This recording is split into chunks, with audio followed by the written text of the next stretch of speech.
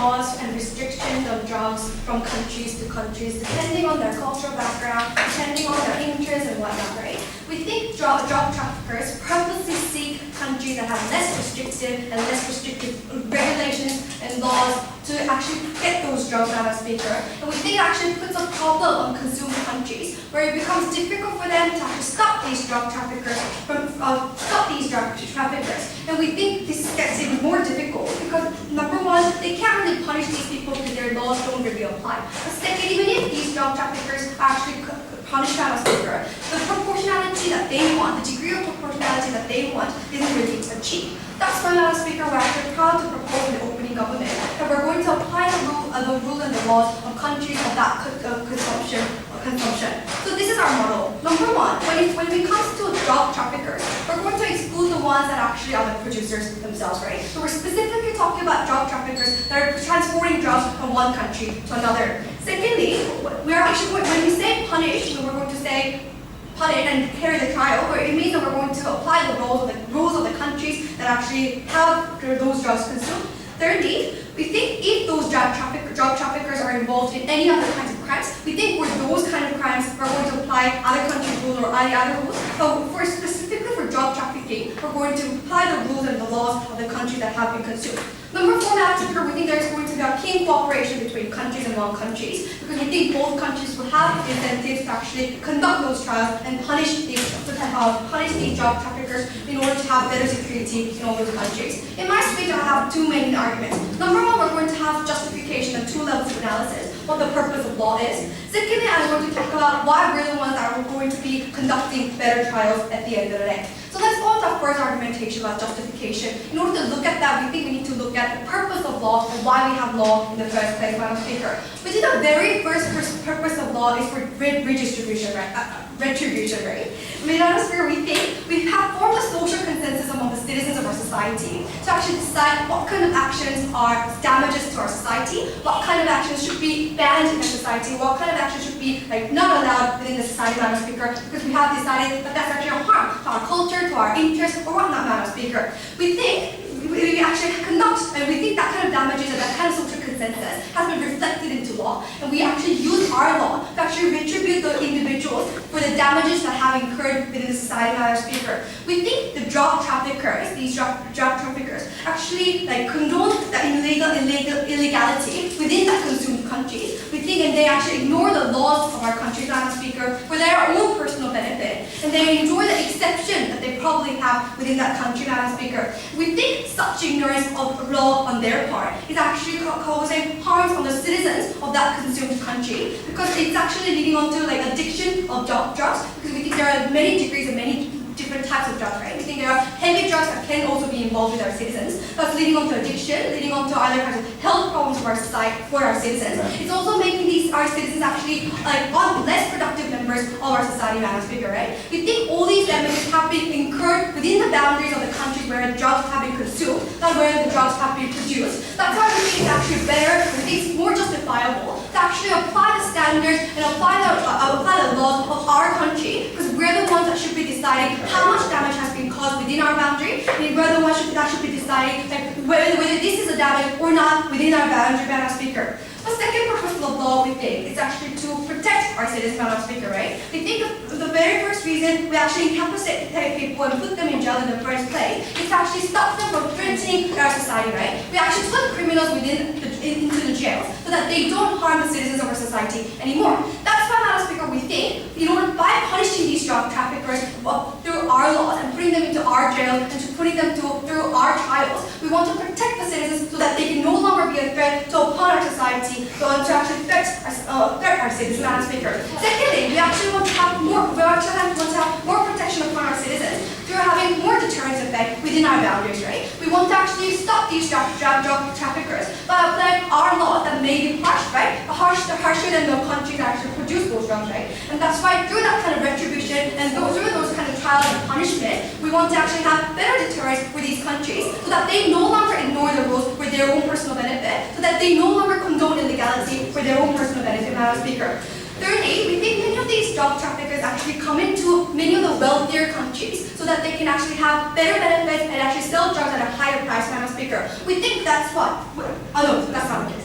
But we think many of these drug traffickers are actually not just involved in drug trafficking, but they are involved in other criminal activities in the groups of criminal syndicates, right? That's why, Madam Speaker, we think drug trafficking is not just a problem of drug trafficking, but we think it's also involved in other kind of crimes. That's why it's actually heavily involved with criminal activity of those countries, criminal activities, and thus we think it's actually the root of our security problems, Madam Speaker. That's why we also want to actually apply our laws in order to better protect the security of our society and thus to protect our citizens better. And that's why we think in both purpose of law, about their retribution and about protection of our citizens, we think it's actually better to apply the laws and the laws of the countries where the drugs have been consumed. But going on to our second argumentation about how we're going to be actually conducting better trials, we think there are 3 levels of analysis to this, Madam Speaker. Number one, we think the country where drugs are consumed will actually have better evidence when it comes to consumption of drugs, when it comes to drug trafficking itself, right? Because Madam Speaker, in many of the cases, we catch drug traffickers that are in the country where it's actually consumed, right? Because we actually catch them in the process of actually transporting that drug.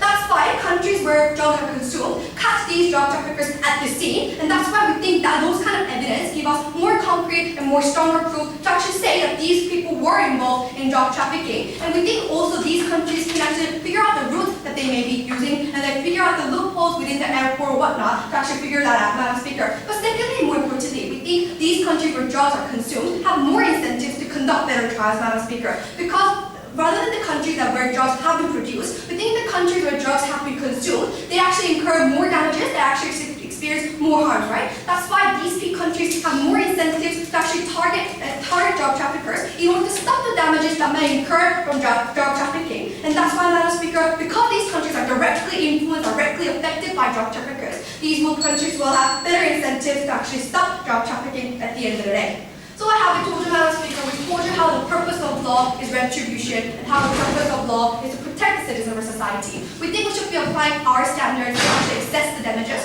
We think we should be protecting our citizens, and for all those reasons, we're found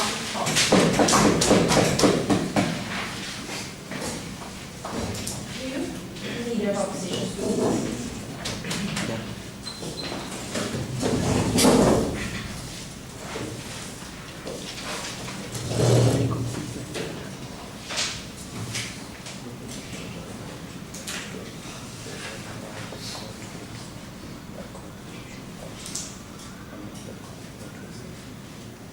Madam Chair, I can bring you 3 points today. Firstly, to tell why drug traffickers have a fairer trial in countries of production. Secondly, why the larger contributor of the drug problem, i.e. drug lords and kingpins, will receive amnesty under their proposal. And thirdly, why we will clamp down on the root of the problem under our policy of clamping down on countries of production instead. But before that, a fair amount of context. Because their assumption is that other countries apply different kind of standards and laws in the realm of drug trafficking.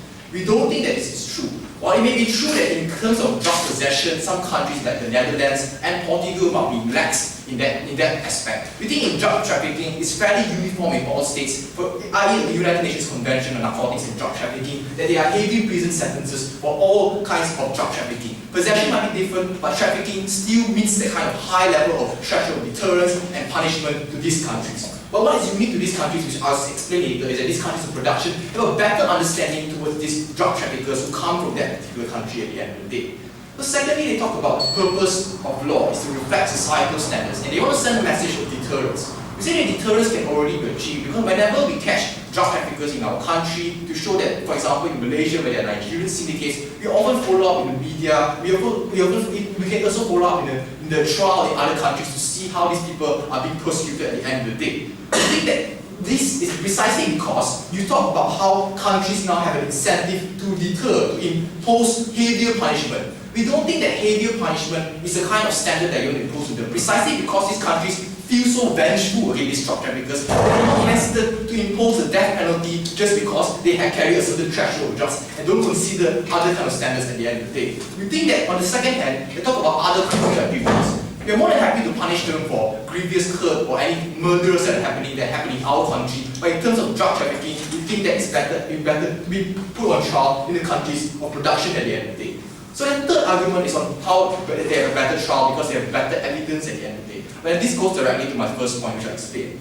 So first, Madam Chair, we need to understand the nature of drug traffickers. These are normally drug traffickers are the ones who are drug mules who are often tricked by these drug syndicates to go into this trade. They often come from low socio-economic background. They're probably young people who are uneducated, who are told and tricked that you will earn $1,000 if you manage to traffic this drug from Iraq to Malaysia, for example. These people are often gullible at the end of the day. So we think that these people, for example, in countries of Nigeria and Iranians and Vietnamese, they're given drugs and production and they're trafficked to other countries at the end of the day.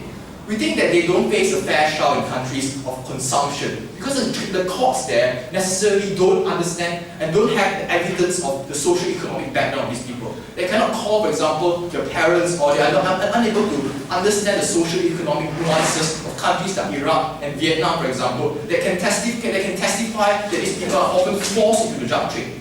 Even public prosecutors can testify to court in countries of production that, yes, we recognize that this syndicate A, syndicate B are famous for exploiting people, hence this drug trafficker should be given leniency in trial. In countries of consumption, you don't have that particular witnesses and you don't have this evidence to mitigate the kind of thing, to provide a fair trial for these people at the end of the day. What you can only know is that in countries of consumption is that they carry drugs, they come here, you're over the threshold, we will punish you at the end of the day. Because they will not receive any kind of social economic contribution and factors, and that's why they will be an unfair trial. In countries of drug possession are able to understand these factors. Before that, I'll make from closing. Okay, given that you don't know whether there will be extradition agreements, then how do you ensure that you can extradite them back to their country of production in the first place? Well, just extradite them back to the country of production. We have extradition agreements within all countries. We think it's very normal to do that. Whenever criminals go to other countries, we can extradite them back to Sweden if there's a Swedish criminal that comes to the Malaysian shores. We don't think it's a problem. We think we have enough conventions to protect the extradition treaty necessary. Now, secondly, why is an amnesty to drug lords and kingpins? Because necessarily now, because these drug lords and kingpins, they can escape because they know that if they are no longer physically present in countries of drug trafficking and the remaining countries of drug production, then they can necessarily always escape and go scot-free. They will always be able to, for example, send henchmen overseas, but the remaining countries of possession and the countries of possession do not prosecute them at the end of the day. We think that it's the kind of immunity that happens to drug lords and to kingpins at the end of the day because they often send gullible people to countries of consumption and they'll just stay in the countries of production without any trial whatsoever because they don't have evidence against them at the end. But third, why your policy doesn't clamp down on the root of the problem? Because we say that if you send these people and drug traffickers to the countries of production, and those countries of production necessarily put them on trial and send a message to deter society and show that even though you go overseas, we will still prosecute you. You cannot escape the kind of punishment even if you traffic the drugs overseas. You send a message to society in the countries of production that we will not tolerate any forms of drug trafficking. So you send a message to people in that particular society that drug trafficking is not tolerated, so the people there don't become drug traffickers in the very first place. You need to send a message of deterrence to say that you will not let you go escape the arms of the law, even if you go overseas unnecessarily, and that is bad at the end of the day. Before I move on, yes, I'll take one. The inquiry is this: if it is socio-economic situation or falls into drug trafficking, what's the difference in your world by sending out a message? Well, at least in countries of drug production, there's public prosecutors and the policemen and the agencies there are better able to understand that these kind of syndicates are the ones exploiting people and are able to testify in court necessarily and to give enough evidences. And they have even family members who can testify that yes, they come from a poor background, yes, he went to this, he mixed with the wrong gang and he's involved in this gang and necessarily is tricked in drug production. These are the things that they're able to testify. You will never be able to find in the countries of consumption at the end of the day. And we say that if you need, and moving on to my point, how you need to clamp down on the problem, because the countries of production are the countries where supply is produced. You need to clamp down from the root of the problem. If you clamp down only in countries of consumption, then the demand will always be there at the end of the day. You do not cut it from the root of supply. So you need to always send a message of deterrence to these countries that this is the way to go. You send a message to people there that you should not be drug traffickers and you cannot escape, even though you go to other countries. Madam Chair, because we want a fairer trial for drug traffickers, because you don't want drug lords to escape, and because you need to target at the root of the problem, i.e. the countries of drug production, we are very proud to oppose. Thanks.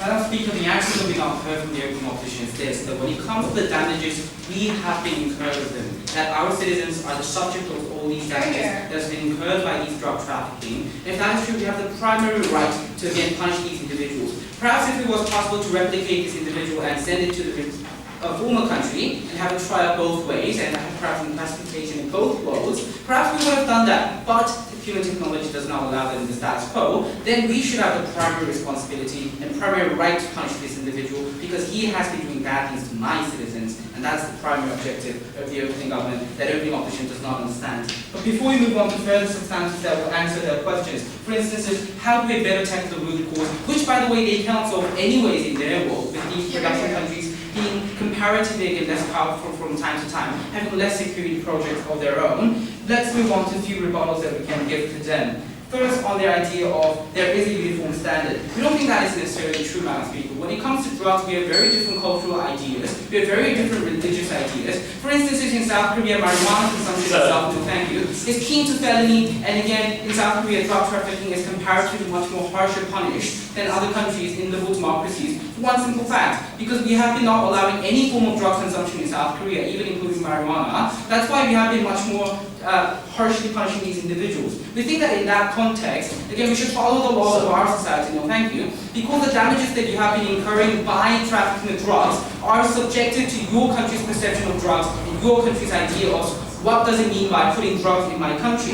But when they said that emotional vengeance can be a problem, we don't think this is necessarily a problem as long as the nationals and the aliens are similarly treated in the process itself. In other words, if we harshly punish our citizens also, it's not necessarily a problem, no thank you, because equality of law is instated on the side of the opening government. Despite the fact that South Korea or perhaps Singapore is harshly punishing drug traffickers comparatively, that does not mean that it is in any way unfair, because we also punish our nationals in that particular way, and there's no problem whatsoever. But on second level rebuttal is this. When they said that deterrence is not guaranteed in our model, perhaps better guaranteed in our model, we'll better respond to this, but they have not been listening to our ideas, because we have been told you that we can have better investigation and better trials in our side of the house. But on a third level of response before the substantive, when they talked about there will be unfair testimonies and disregard of socioeconomics, they have the burden now to prove why due process is not going to occur on the side of the opening government. In other words, why is it the case that the attorneys given by the countries of countries of the consumption were housing necessarily fair trial will not occur in countries like the United States. In other words, in countries where we have more civil society from time to time, in countries where often we have better ways of checking and balancing the trial process itself,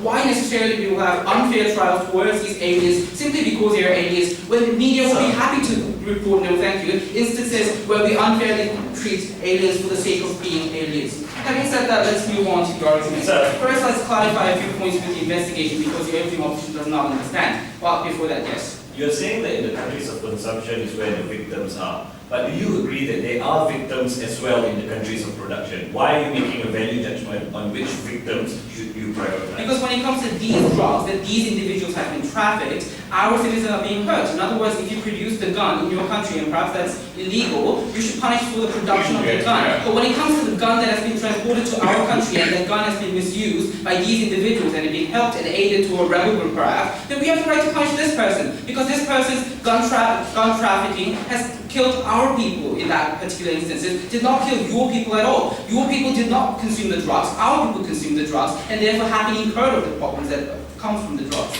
But having said that, let's first identify what is the better about the investigation further. Because we think there are different incentives, Madam Speaker. In other words, often we see from time to time, certain countries, because they are developing, for instance, countries like Mexico, or for instance, countries like Afghanistan, not necessarily always having the probability of catching these individuals simply because they lack capacity. Or also we see from time to time them lacking the willpower because they have other emergent, no thank you, issues that they should solve first. In these instances, we think that inviting the developed country will have better investigations and again better having a level of again ideas of how to punish these individuals. No, thank you. Not to mention have a fair trial of these individuals. In other words, we think that when we consider that these criminals are also subject of our matter, thinking about rehabilitation, thinking about how to better incapacitate them and further deterrence, we can have this level of ideas when it comes to these discrepancies between developing and the developed world. But furthermore, the best part of our argument is this, moving on to publicity. We think that this will bring about a huge level of publicity in the developed world. Why is that? Because on the first level, it's an international relations matter that brings more nationalism in, that brings again more ideas of how to solve this problem in a very sense. In other words, we admit one part, that in a very short run, it will bring about a huge emotional backlashes, how perhaps the United States citizens will hate Mexico more.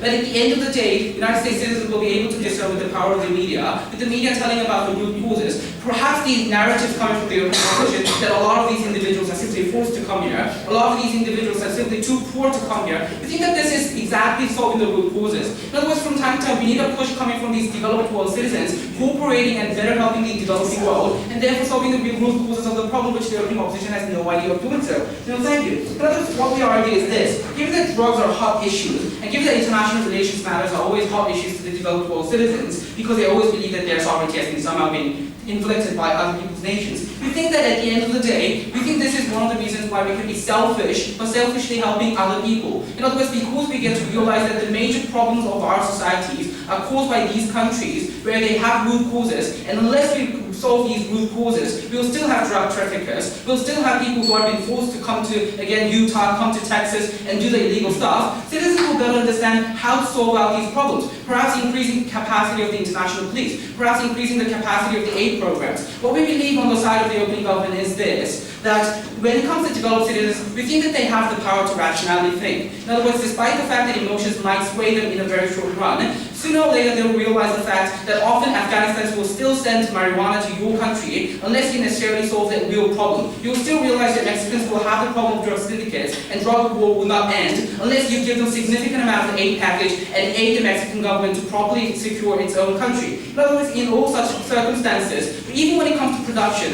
we think that opening governments increase of publicity, increase of awareness, increase of emotions from time to time will better solve this problem comparatively to that of the open opposition. So what have we told you on the side of the opening government? On the first level, we think that we have the primary stakeholders because we have been the ones who have been damaged. On the second level, we have told you that when it comes to trials and when it comes to the ideas of punishing these individuals, we can do it better because we have better investigation skills, we have better trial skills. But on the final level, what we have told you is, if production is a real problem, opening opposition has no idea in solving the problem necessarily. We can better solve the problem because the developed world will now finally realize it's their problem, not their domestic problem, and we need to help them in order to solve this. That's why we're proud to propose.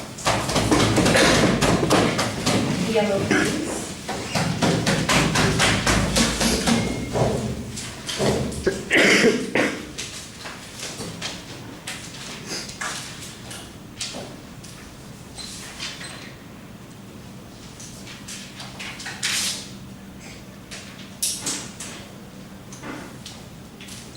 I have 3 main points of substantive for you today. Firstly, I'll talk to you about the global nature of the drug syndicate and why law enforcement will now be diluted in the process. Secondly, I'll talk about the social detriment of drug havens that happen in both countries of production and consumption. And last but not least, I'll talk to you about the degradation of law enforcement. Before I get into that, let's address the opening government on 3 levels of rebuttal. Firstly, on this double standard on drug abuse. Because all we heard on their side was they wanted better investigation, they wanted retribution ultimately. But this is the problem. Because firstly, if you already admitted to the case that there is harm incurred on your citizens in countries of consumption, then obviously you need to address the problem of production. The supply in which meets that demand is the chain that opening opposition is trying to draw to you today. Then it's all the more reason why you need to clamp down on drug production per se, be it drug mules or be it kingpins behind the scenes. We believe those people, the main drug syndicates and the drug lords that are involved are the ones that go scot-free at the end of the day because of this idea of immunity that's coming from the opening government. We think it's extremely detrimental, especially when you already admitted that there is large harm incurred upon your citizens. We don't believe that this next form of law enforcement is going to bring better justice to the victims of those nations. We think you're only aggravated further. Second rebuttal on this idea of better trial. Because you need to realize that even in the Prime Minister's speech, there was a very messy characterization of how legislation will now work. We think it's even more detrimental and harmful now because you need to understand the global nature of the drug syndicate, how it is international in the sense that it's cross-borderal, and now you have different forms of legislation, how now people will be claiming that, look, I hail from a country of production, therefore I should have immunity in your country. We think it's only going to get messier, it only dilutes whatever efforts of Interpol we have within status quo in itself, and it doesn't address the idea of better investigation. Because Wager told you explicitly in his speech that you need that form of evidence to be present within the trial system, and you don't get that when you have this form of detachment, when you have this form of segregation between different countries that claim different kind of laws. Because what you have in status quo is an agreement in most countries that drug addiction is already bad. You dilute that message and you make it even more detrimental for the victims who are under this form of persecution. No thank you. Third and last but not least, on harsher punishment for the countries of consumption. We think it's a form of selective punishment in a sense that now only people from these countries of production, we believe that these people who are trafficked to these states of consumption will only have that form of retribution, but all those people who are actually behind it, the drug lords and the syndicates, will go scot-free. So let's go into the main substantives for today. No, thank you, sir. Number one, on the global nature of the drug syndicate. Madam Chair, I already told you how this is an international endeavor per se. The problem with the proposal is this. The number one, you allow drug lords in countries of production to go scot-free. You encourage that form of production to increase furthermore, thus enslaving even more people in that sense. But thirdly, right, you strongly target the drug mules and the victims of these kingpins. We think it's a form of disproportional retribution in a sense if that's what you want to achieve. At the end of the day, maybe your prison will be full of drug addicts or people who are victimized in that sense, but you're not getting to the grassroots of the problem, and we think that that is the problem with the opening government's case. No thank you. Because ultimately, you are granting these drug syndicates immunity, further giving them invincibility from the law, and we think that's something that's very harmful by creating a grey area within the law in itself. No thank you. Maybe from close. But second substantive for today, on the social detriment of this policy on drug havens. Because by this policy, we believe that people, drug syndicates as well, or other people will flock to countries that have this form of immunity, be it Afghanistan or Vietnam or Mexico. You only allow this guilt-free nature of the proposition will encourage large productions of more poppy farms and saving even more people within the drug trade. Because let's characterize this. We believe that drug workers, the people who were tricked into this drug trade, were probably human trafficked into this production. They either had no wages or no wages at all, no form of law enforcement or legal protection for these individuals. We think it only makes it even worse now because you increase the likelihood for further exploitation by telling them that yes, you have immunity, yes, we're not going to do anything about this anymore, we're just going to leave you in those poppy farms and continue to allow you to be victimized for the rest of your life. We think ultimately that this idea of trust between the government and the people will now be destroyed because all efforts previously established by the government to eradicate drug havens and drug dens will now be redundant and will now be diluted ultimately. We believe that this form of hope of liberalization by countries that are enslaved by these drug syndicates will now be will now no longer come into any effect. Because if you are principally against the stance that the government should propagate drug-free education and health awareness campaigns, then principally you are not for this motion to begin with. But before that, yes, sir. Could you clarify why you're giving immunity to producers? Because as long as producers are concerned, your ways and our ways are pretty much the same. So this is the problem. Because if you are only persecuting consumers or drug traffickers within your country, then you are not targeting the grassroots problem, and that is the production, the supply chain in which we are trying to draw for you today. Because ultimately, this case and this motion is not only about retribution.